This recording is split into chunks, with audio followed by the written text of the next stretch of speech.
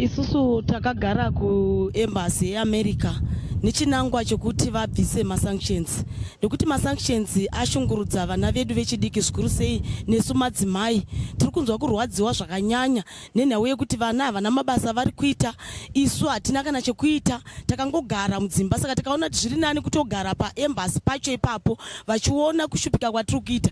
Isusu kana vasina kubvisa masanctions aya hatisi kubva musi wa29 March takagara ipapo kusvika nhasi, tiripo kusvikira zvirango zvoupfumi vatibvisira. Vanotodarika neapo vachitiona takagara tinorara senhapwa, tichirarama humwe upenyu hwevakahwira nyika musango, tichirara tisina kana kudya. Dzimweni dzenguva mvura yekugeza chaiyo hatisi kuiwana mukati menzvimbo iyoyo, asi tinongochinga kuita chinhu chimwe chete tiri mukati menzvimbo yekuti dai masanctions abviswa mukati menzvimbo yedu yeZimbabwe, nekuti inzvimbo ine upfumi hwayo asi tiri kupambwa kuitwa vafambe pfumi nekuda kwezviwanikwa zvedu.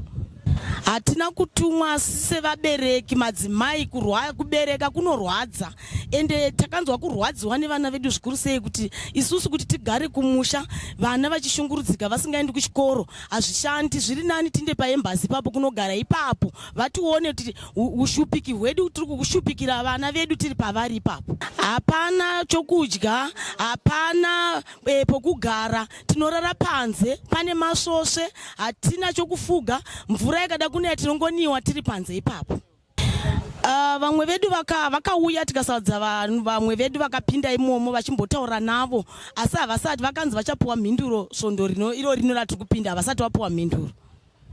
Isu zvedu semadzimai kana masanction asina kubva hatibvipo.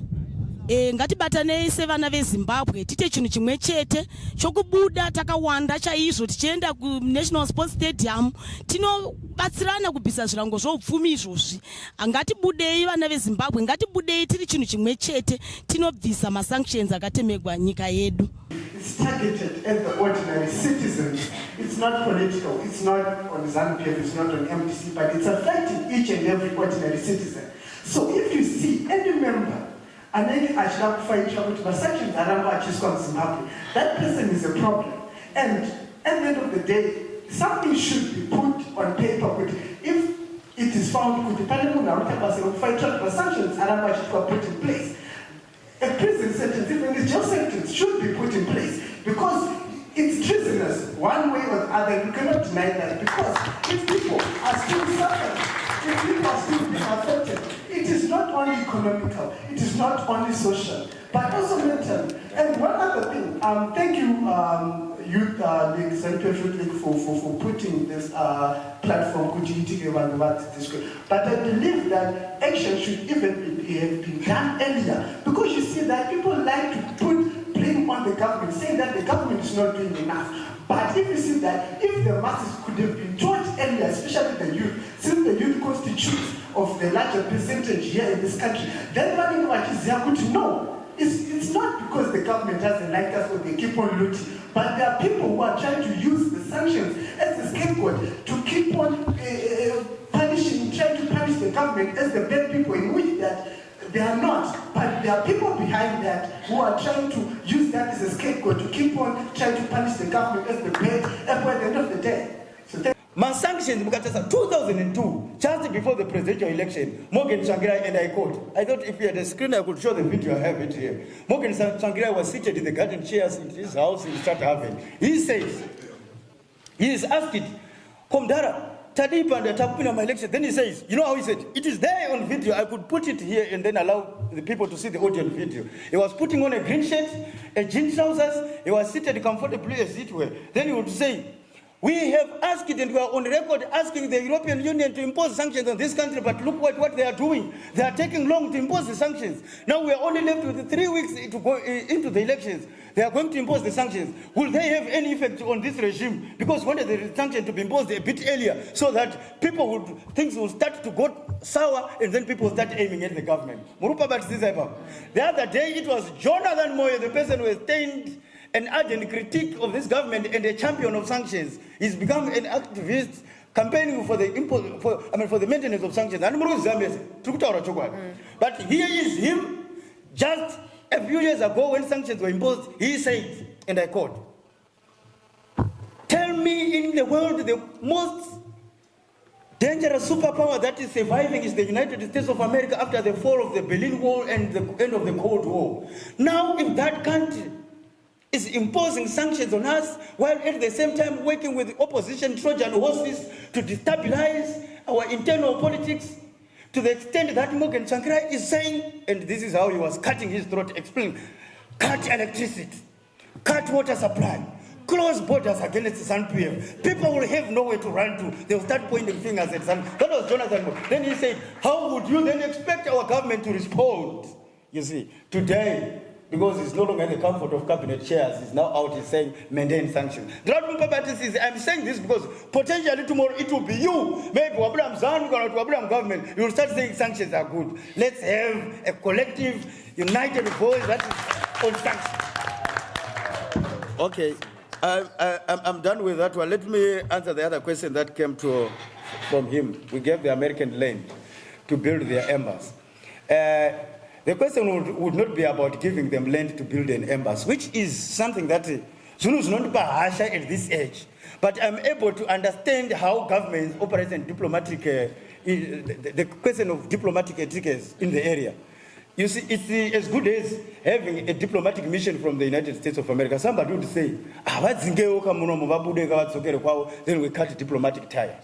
But the reason why it is called diplomacy, it is because there must be room for what we call undercover engagements must be given their space. When we say undercover, not because they're saying, but we are saying the art of diplomacy is that you don't do megaphone. Okay, but when things escalate to that level, which is where potentially we are moving to, we will lobby with the government, and I'm good, our leaders in the Youth League are here, we will lobby to say that the time has come for us to magnify and amplify our voices against this bigotry nation. Okay, so the question of giving them land, it's a question that is covered within the areas of diplomatic protocols and not really about whether we love the Americans or not. That is why we also still have an embassy in the Zimbabwe House in New York, by the way, and we maintain diplomatic relations with them. Maybe my issue now is, when it comes to tactical measures, somebody asked it about Parliament. I'm saying this, but I will not exhaust my article that I've written, which must be publicized, I think, on the 25th of October, on the day of the sanctions. But the good thing is that I have a parliamentarian that I respect so much, and she's here. Honorable, I'm sorry. On behalf of your colleagues. The truth does not stink. Okay? Now, people would have wanted to think sanctions. Okay, Comrade Lucero, you said the question of sanctions is a national narrative. Very well spoken. But now, we have a sector within the national narrative that is for pro-sanctions. That is white, and that means Chamisa, go to the United States of America every February or January. Please take your calendar, take your timetable. Next year, they'll be there around this time. Vachenda kulomita wana Senator Jay Flake to discuss about how to tighten further sanctions, how to renew. That is why, after they lost the Supreme Court ruling, they said, Zimbabwe will increase more sanctions, we'll make sure that this country will not get any pain. You see, somebody saying that. And not so long ago, the MDC Alliance has a song that says, Masanctions, which is in mockery to say, so now the question here is, take ZANU-PF into the ring, and it's like taking Floyd Mayweather and Mike Tyson into the ring. What Floyd Mayweather, let's go and fight. Now, so now the question here in Zimbabwe is that tighten the screws on ZANU-PF government, asphyxiate the economic space, make the economy shrink, let the people angry, and when they are angry, they will start picking their sword against the same ZANU-PF. And in Murkono. Saka Murkono equals names. Tikatarisa vanhu vanoenda kumademonstrations vari violent, violent demonstrations. Tikatarisa akapedzisira kuenda kumaviolent demonstrations. Okuluta aya nokutsvaka zvokudya. Handizvo. Tinogona kuona kuti muno hamuna because you believe that all these problems are coming from sanctions. But vari kuti vachi hakuna masanctions asi wakonzera dambudziko. Ndo vari kumhanya mustriti every day vachiti zvinhu zvavo. And they are running into the streets every day demonstrating about wages, but they don't want to talk about sanctions because it ramukati rekusera. So panachida kutuka honorable ndichipedzisa ndepekuti in 1799 the United States of America, which is one thing that makes me admire their nationalism, it is uncompromising. 1799, we have a man called George Logan. What does he do? He goes to France, engage in covert discussions with France on behalf of the United States of America on an interesting diplomatic issue that had created disputes between France and America. The president then was Madison. Then, you know what happened? The next months that followed, Logan, by the way, was also a parliamentarian just like you. This is what they said. We can never tolerate an individual or a group of individuals that do not have any standing on behalf of the state or government to negotiate with any foreign country, whether friend or hostile to the interests of the United States of America on behalf of America. Once you do that, you disqualify yourself from becoming a public officer, and you may never attain that position again. Now let me come to fast forward 9/11. The terrorists do what they do, and we are told it's Osama bin Laden, and then what happens there happens. What then do they do? The next day, George Bush comes out and announces that we are going to sign a law, a prohibitive and deterrent legislation to ensure that that thing does not happen in the land of America again. It came the Patriotic Act, which these guys are talking about, the Patriot Act. And all the Republicans and the Democrats came together and no, ain't no way America is which is not what our fellows are doing. That's why we are marching against sanctions. They are marching for them. Even notwithstanding the rest of the region is giving us solidarity, they are marching for them. So this is what the Americans did. They came with what was called the Logan Act, and they named the act of parliament by the name of the culprit to say no individual diplomacy was going to be tolerated on behalf of the United States of America. Now, which is what brings us to what the question has been raised by these candidates, honorable, which is what I believe in. The part, ironically, which makes me want to attack you, honorable, is that the part that is the majority in parliament, which is 2/3, enough to pass any legislation.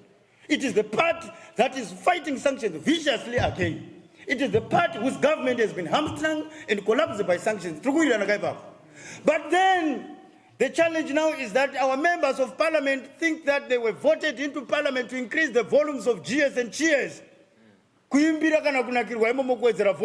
yet they have not even set seriously to consider such punitive and deterrent forms of legislation in order to ensure that our state from today, the future, the children, the unborn will be protected from elements such as those who go and seek for sanctions. South Africa is sanctions. They don't do that. Why do we allow elements who do that to sit comfortably in our parliament, to enjoy the proceeds of our taxpayers' money, which taxpayers' money is value is eroded by sanctions. Our people are suffering out of them, but we allow them to sit comfortably in public offices. We allow their political parties to exist and campaign and contest peacefully and freely in our elections. We also allow them to cause disturbances after our elections. We also allow them to go and mobilize for the continuation of more sanctions. Let's have our own Morgan Act or an anti-sanctions act in Zimbabwe that must outlaw organizations that have campaigned and brought this suffering, and must also make it very clear that varuma organizations ava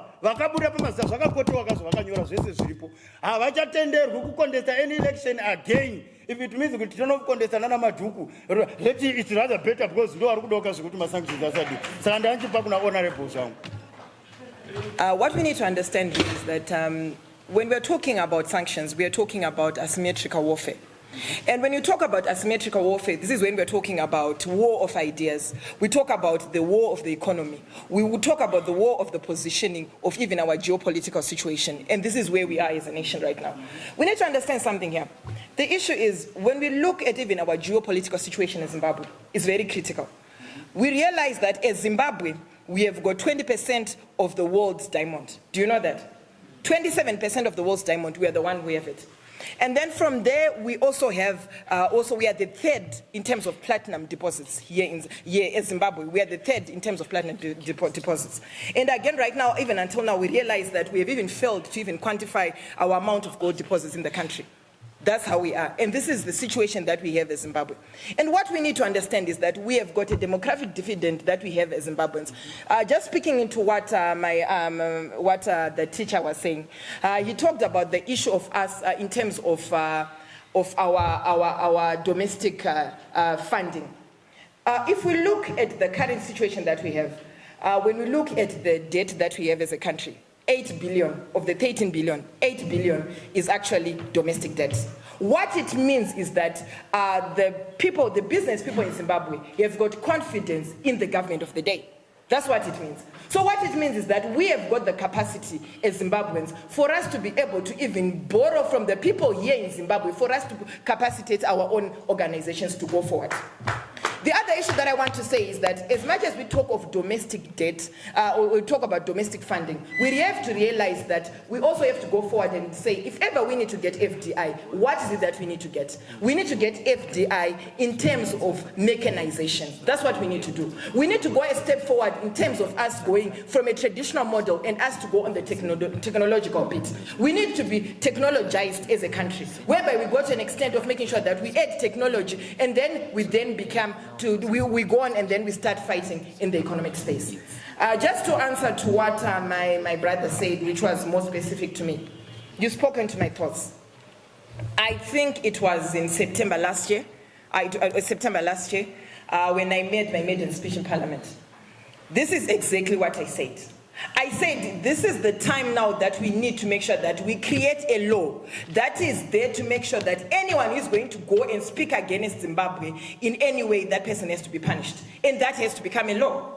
I spoke into that onto my maiden speech, even I believe Pali ZW is here, Open Pali is here, they can be able to even get a Hansard to that effect. I spoke into those issues. We need a law that will say that any person who has to talk of sanctions in any country, or we have to talk anything against our government of the day, or anything against the economy of Zimbabwe, that person has to be given a penalty. I think that is one thing that we need to do. When we go to that extent again, we also need to talk about the issue of red passports.